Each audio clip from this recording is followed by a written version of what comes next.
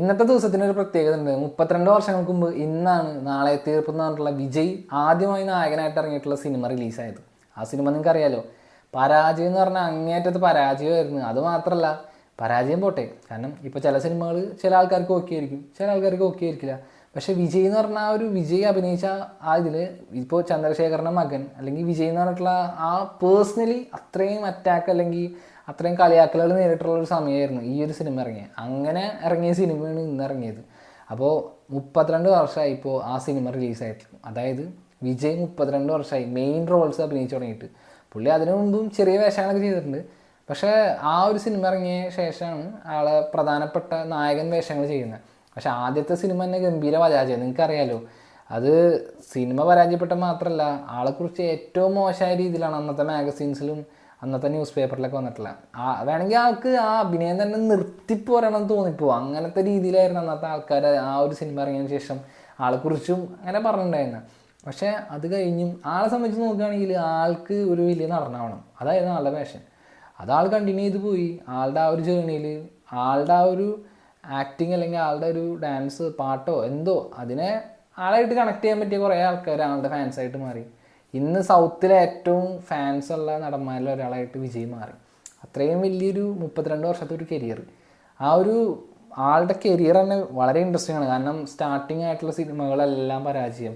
ഈ ഫസ്റ്റത്തെ ഈ പടം മാത്രമല്ല, പിന്നെ ഇറങ്ങിയ സിനിമകളൊക്കെ പരാജയമായിരുന്നു പറയും. പക്ഷേ അതിനുശേഷമാണ് പിന്നെ ഒരു റൊമാൻറ്റിക് ഹീറോ എന്നുള്ള പരിവേഷം പയ്യെ കിട്ടുന്ന കുറേ സിനിമകൾ ചെയ്തിട്ട് ഷാജഹാനും പിന്നെ പൂവനക്കാവ് അങ്ങനത്തെ പടങ്ങളൊക്കെ ചെയ്യുമ്പോഴാണ് ആള് പയ്യെ അങ്ങനെ ഒരു നടൻ ഉണ്ടെന്ന്, തമിഴ് തന്നെ അല്ലാതെ പുറത്തേക്കൊക്കെ ഇങ്ങനെ ഒരു നടൻ ഉണ്ട് വിജയ് എന്നുള്ള രീതിയിലേക്കൊക്കെ സംസാരം പോകുന്നുണ്ട്. കേരളത്തിൽ എനിക്ക് തോന്നുന്നു ഷാജഹാനൊക്കെ ഭയങ്കര ഹിറ്റായിരുന്നു. അത്രയും വിജയ് എന്ന് പറഞ്ഞ ആളെ ഏറ്റവും കൂടുതൽ മലയാളികളൊക്കെ കണ്ടത് ആ ഒരു സിനിമയിലാണ്.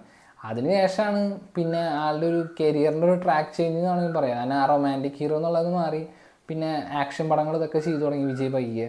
പിന്നെ ഗില്ലി ആയിരുന്നു അതിലെ ഏറ്റവും വലിയൊരു ടേണിങ് പോയിന്റ്. കാരണം ഗില്ലി ശരിക്കും പറഞ്ഞാൽ റീമേക്കാണ് ഒരു തെലുങ്ക് പടത്തിൻ്റെ. പക്ഷേ ആ തെലുങ്ക് പടം അടിച്ചതിനേക്കാളും വലിയ ഡബിൾ ഹിറ്റായിരുന്നു വിജയുടെ ഈ ഗില്ലി. അത് വിജയുടെ രീതിയിൽ ആ ഡയറക്ടർ പ്രസൻറ്റ് ചെയ്തുകൊണ്ടും പിന്നെ വിജയുടെ ആ ഒരു ക്യാരക്ടറും എല്ലാം കൊണ്ടും ഇന്നും വിജയ് ഫാൻസിന് ഏറ്റവും ഇഷ്ടപ്പെട്ടുള്ള സിനിമകളിലൊന്നാണ് ഗില്ലി.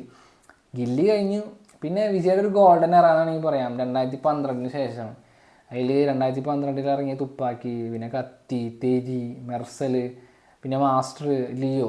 അപ്പോൾ എനിക്ക് ഇഷ്ടമുള്ള സിനിമകൾ അതൊക്കെയാണ് ആ കാലഘട്ടത്തിന് ശേഷം.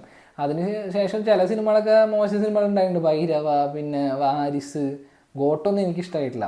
പേഴ്സണലി ഞാൻ ഭയങ്കര ഒരു വിജയ് ഫാനാണ്. പക്ഷേ എന്ന് പറഞ്ഞിട്ട് എനിക്ക് മറ്റു നടന്മാരോട് ഒരു ഇഷ്ടക്കുറവൊന്നുമില്ല. പക്ഷേ വിജയിനെ സ്ക്രീനിൽ കാണുമ്പോൾ കിട്ടുന്നൊരു അങ്ങനത്തെ ഒരു വലിയൊരു ഓറയുണ്ട്. അതെനിക്ക് വേറൊരു നടന്മാരും ഇങ്ങനെ നമ്മളെ തമിഴിൽ നിന്ന് എനിക്കങ്ങനെ തോന്നിയിട്ടില്ല. പിന്നെ ആളുടെ അഭിനയം കൊണ്ട് മാത്രമൊന്നുമല്ല, ആളുടെ പാട്ട്, ഡാൻസ്, ഏറ്റവും കൂടുതൽ ആളുടെ വ്യക്തിത്വം, പേഴ്സണാലിറ്റി നമുക്ക് നേരിട്ട് അറിയൊന്നുമില്ല. പക്ഷേ എന്നാൽ പോലും ഭയങ്കര ഇഷ്ടമാണ് വിജയനെ. അത്രയും എന്താ പറയുക, ആളുടെ ഒരു സ്റ്റൈലെല്ലാം കണ്ടല്ലോ. കാരണം ഇത്രയും പൈസ വാങ്ങിക്കുന്ന ആളാണ് ആൾ. അതിൻ്റെ ഒരു ഇതുപോലും അതിന് ആളുടെ റെമ്യൂണറേഷൻ ഒന്നും കേട്ടില്ലേ, 200-250 കോടിക്കാണ് അത്രയും വാങ്ങിക്കുന്നത്. കാരണം ഒരു റെമ്യൂണറേഷൻ കൊടുക്കണമെങ്കിൽ ആൾക്ക് അത്ര മാർക്കറ്റ് വാല്യൂ ഉണ്ടെങ്കിൽ പ്രൊഡ്യൂസർ കൊടുക്കുള്ളൂ. അല്ലാണ്ട് ഒരു നടൻ വന്നിട്ട് എനിക്ക് 300 കോടിയാണ് 400 കോടിയാണെന്ന് പറഞ്ഞാൽ ഇത് കൊടുക്കുന്നില്ല. അത്രയും ആൾക്കൊരു മാർക്കറ്റ് വാല്യൂ ആളാണ് ഉണ്ടാക്കിയെടുത്ത് ഈ 32 വർഷം കൊണ്ട്. അതായത് സ്റ്റാർട്ടിങ് ഏറ്റവും മോശമായിട്ട് തുടങ്ങിയ മനുഷ്യനാണ് ഇന്നിപ്പോൾ ഏറ്റവും പീക്കിൽ നിൽക്കുന്ന ആളായി മാറിയത്. അതാണ് ജീവിതം മക്കളെ. കാരണം നമ്മളെ കളിയൊക്കെ കുറേ ആൾക്കാരുണ്ടാവും, നമ്മൾ ആഗ്രഹമായിട്ട് മുന്നോട്ട് പോവുക, അത്രേ ഉള്ളൂ. ശരിക്കും പറഞ്ഞാൽ എനിക്ക് ഏറ്റവും വിഷമമുള്ളതെന്ന് വെച്ചാൽ വിജയുടെ ഇനി 1-2 സിനിമകളും കൂടി ഉണ്ടാവുള്ളൂ വിജയുടെ. അതെനിക്ക് തോന്നുന്നു 69 കഴിഞ്ഞ് ചിലപ്പോൾ 70 കൂടി ഉണ്ടാവാം. വിജയ് 70 ഉണ്ടാവും എന്ന് തോന്നുന്നു. പക്ഷേ 2026 ശേഷം വിജയ് സിനിമ ചെയ്യുകയില്ല, ഷൂട്ടും ഇല്ല, റിലീസും ഇല്ല ആളുടെ. അത് ആൾ തന്നെ ഉറപ്പിച്ച് പറഞ്ഞു ആളുടെ ഫസ്റ്റ് നാട്ടിൽ ഇനിയൊരു തിരിച്ചു പോക്കില്ലാന്ന്.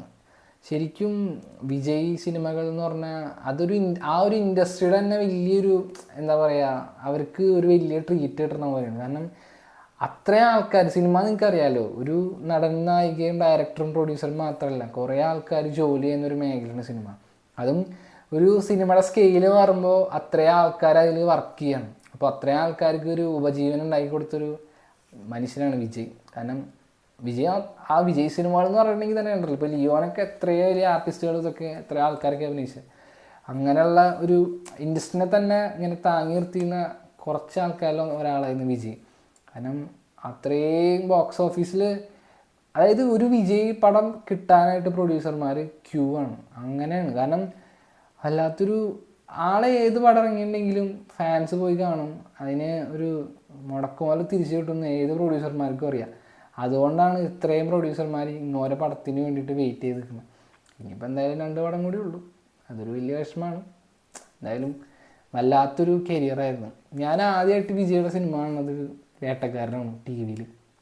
അതിനുശേഷം തുപ്പാക്കി തിയേറ്ററിൽ കണ്ടു. പിന്നെ എല്ലാ സിനിമകളും തിയേറ്ററിലൊന്നും കണ്ടിട്ടില്ല, പക്ഷെ എന്നാലും കുറേ ടി വിയിലൊക്കെ കണ്ടു. പക്ഷെ ഇപ്പോഴും കാണാത്ത സിനിമകളുണ്ട്. വിജയുടെ സ്റ്റാർട്ടിങ് ആയിട്ടുള്ള കുറച്ച് സിനിമകളൊന്നും ഞാൻ കണ്ടിട്ടില്ല. അതൊക്കെ ഇനി കാണാം, വേറെ നിവൃത്തിയില്ലല്ലോ. എന്തായാലും ആളുടെ ഡിസിഷനെ നമ്മൾ മാനിക്കുക. കാരണം ആൾക്ക് വേണമെങ്കിൽ 200-250 കോടിയും വാങ്ങിച്ച് ആളുടെ മോനെയും മോളെയും ഭാര്യനെയൊക്കെ നോക്കി അച്ഛനമ്മനെയൊക്കെ നോക്കി വീട്ടിലിരിക്കുകയായിരുന്നു, സുഖമായി ജീവിക്കുകയായിരുന്നു. പക്ഷേ പൊളിറ്റിക്സ് എനിക്കറിയില്ല, ഏറ്റവും തലവേദന പിടിച്ചൊരു സമയമാണ് അത്. ഒരു ജോലി പോലെയല്ല, ഒരു സർവീസ് പോലെയാണ്.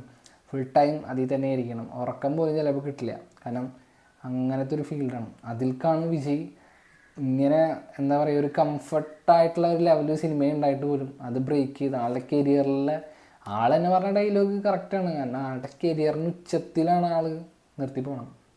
സോ വല്ലാത്തൊരു ജേണി ആയിരുന്നു. എന്തായാലും ഞാൻ ഭയങ്കരമായിട്ട് മിസ് ചെയ്യും വിജയുടെ. വല്ലാത്തൊരു മനുഷ്യൻ തന്നെയായിരുന്നു.